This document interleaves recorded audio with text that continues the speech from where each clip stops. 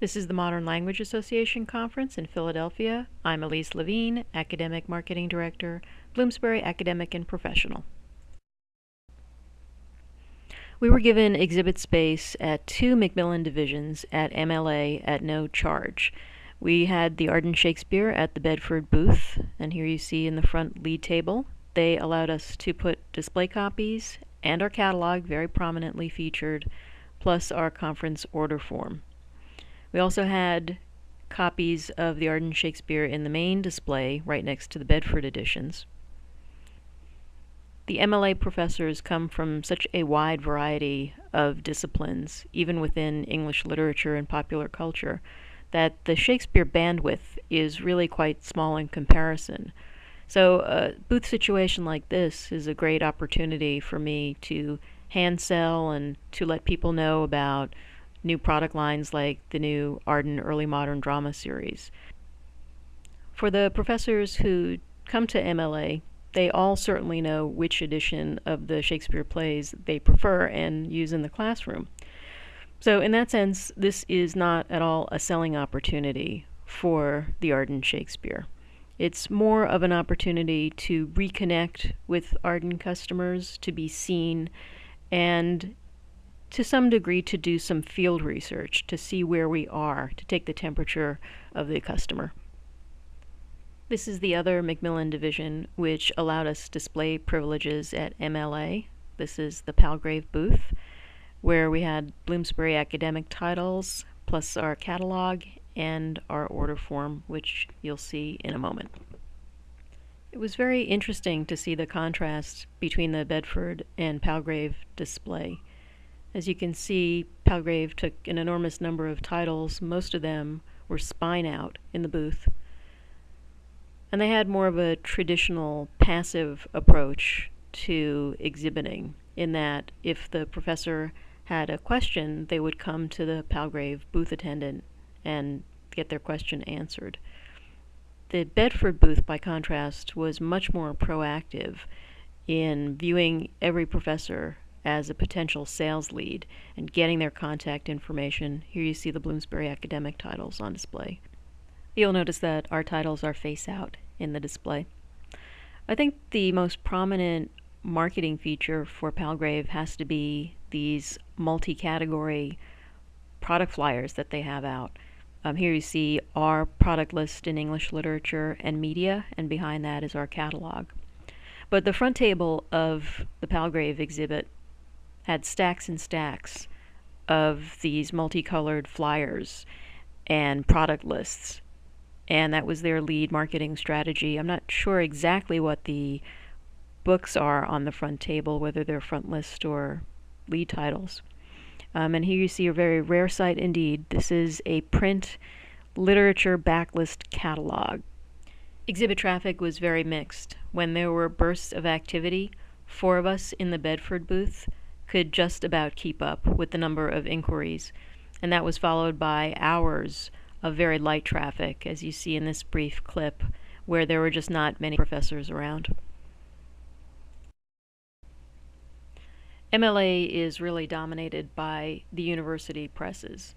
When I would exhibit at this show years ago when I worked at Simon & Schuster, there were a lot more trade publishers in attendance. This year it was only Random House and Penguin. But of the university presses, I think by far NYU did the best job in their exhibit. As with any conference in the United States, the multicultural category is going to be very strong and generate the most interest at the exhibits. Professors who are coming to your booth to look in this category for classroom adoption are not going to have years and years of using the same text in their classroom and be wedded to 1 or 2 or 3 texts. They're going to be looking for things that are new. They're going to be looking for interesting takes on these subjects.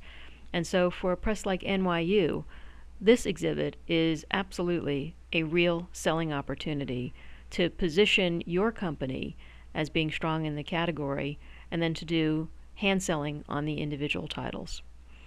And then, of course, next to multiculturalism, you see the titles here for their very strong media content.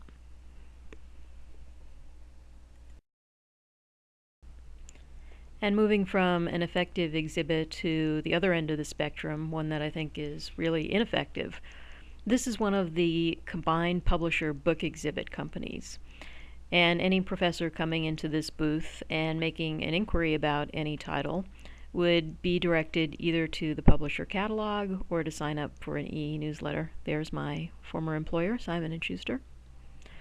And so if one of the key objectives of exhibiting at the show is the ability to hand sell titles for course adoption, a booth like this is simply not going to get the job done. Here's just a quick look at one of the trade publishers. This is the Random House booth. At the lead table in the front, they had their paperback editions of the Shakespeare plays.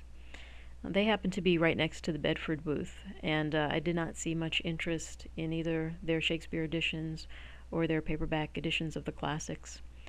But front and center in their booth, as you can see, a common theme, the multicultural titles. And as a trade publisher, of course, the tendency is to also put in titles like a Robert Altman biography. There you see the lyrics of Johnny Mercer, and they have a couple of movie tie-ins, which they throw in there as well.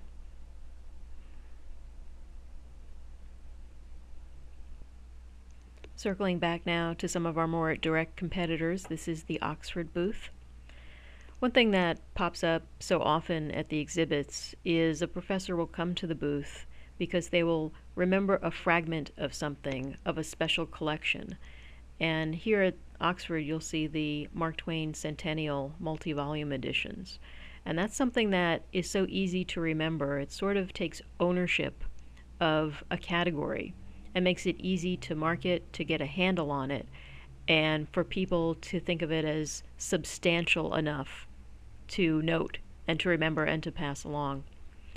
I also wanted to make note in this entire section of the Oxford booth that, as you see by all these medallions, they have put considerable resources towards getting these very focused awards. And whether the effort was put towards sending copies to the award committees or finding authors who knew the award committees, they nailed it, and it's something for us to take note of. Most of the exhibitors that I saw were, like this duo in this clip, were not really trained for, interested in hand selling to the professors.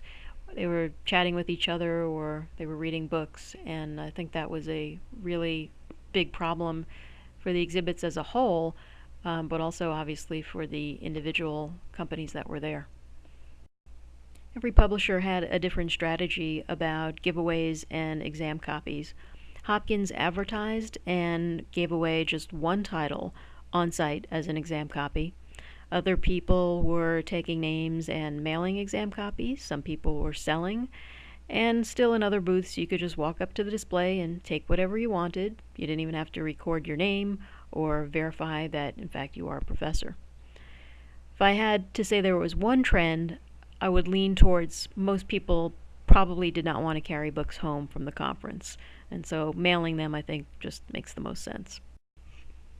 And I'll do my wrap-up comments as you look at about a minute of video of some of the new and featured titles at various publishers at the show. Once again at this conference, Bloomsbury Academic and Professional benefited tremendously from the resources and strength of our distribution partners at Macmillan. For the first time, I was able to work side by side with my colleagues at two college divisions. They got to know me a little bit better, and more importantly, they got to know our product line much better. There was also an opportunity to talk to them about a more expanded view of how we can work together as college divisions and optimize opportunities and save some resources by working together for common objectives.